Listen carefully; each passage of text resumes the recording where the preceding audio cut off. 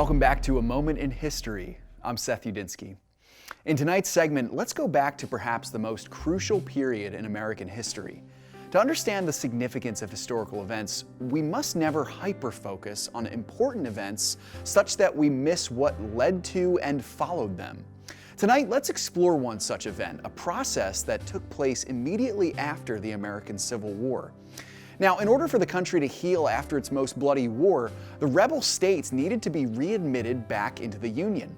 This was a messy process, taking several years, but ultimately leading to a true reunification of the United States.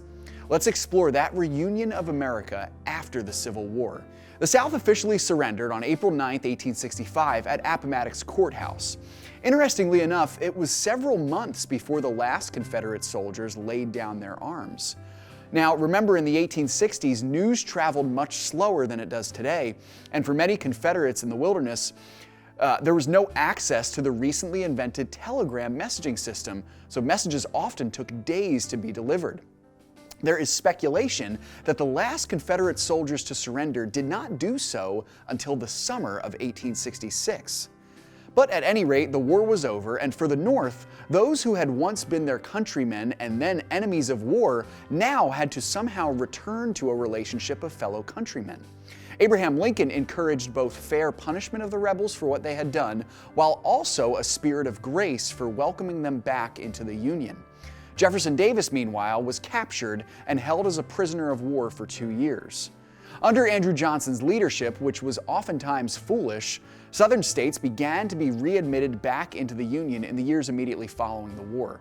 The process was messy, but the end result was necessary for the preservation of the Union in the providence of God.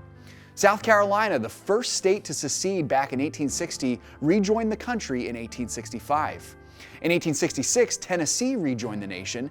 1868 saw the return of North Carolina, Arkansas, Louisiana, Alabama, and Florida.